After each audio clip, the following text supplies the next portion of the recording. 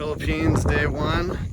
I'm on Mount Batulao, pronouncing that wrong. Woke up, rented a motorcycle in Manila. It's about 2.5 hours, got rained on. Not ideal. But no rain now. This trail is actually incredible. Just single track, just nature, province living, piglets running around, horses, chickens, water buffalo.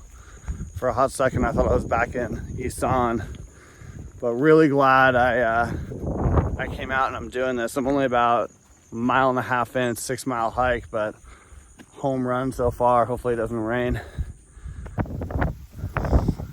Not sure how steep this looks, but felt more like rock climbing than a scramble. That's where I came from, that peak.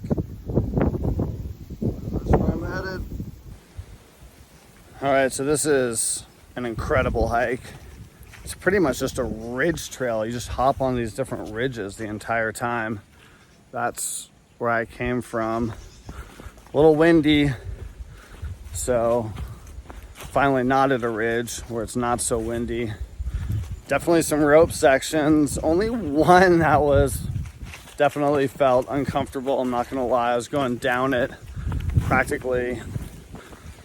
Definitely more than scrambling, but stunningly beautiful. Just Philippines province, gorgeous, lush, green, incredible views. It's a loop, pretty overgrown, this section.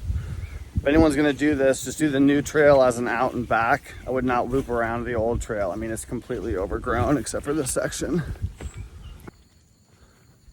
Also, before I forget, renting this motorcycle this morning was hysterical. Guy doesn't have an office. There's no paperwork. He just has like 20 bikes on some random street corner. And so I text him like, hey, I'm here. He's like, I'll be there in 5 minutes. So he shows up. Bike, everything looks good. 2,200 pesos for the day for a 400cc, like pretty new bike. It's a great deal, whatever that is, 35 bucks. He's like, all right, picture of this, photocopy of this, 5,000 peso deposit, no problem. He's like, and then I'm gonna hold on your passport. It's like, this is gonna be a sticking point. So I convinced him to just take a credit card, hold a credit card instead. There's no way guy's getting my passport. And then I'm like, hey, what happens if I get pulled over? He's like, you won't. I'm like, all right, cool. Worst case scenario, I get pulled over.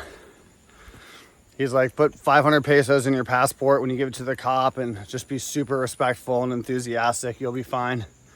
He's like, 500 pesos, he's talking about $9.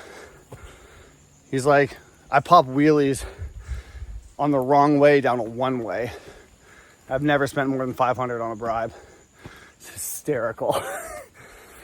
So this guy gave me a pretty nice motorcycle, and all he has from me is 5,000 pesos, 100 US dollars, photocopy of my passport, useless, and a credit card that I can dispute any charge and cancel at any moment.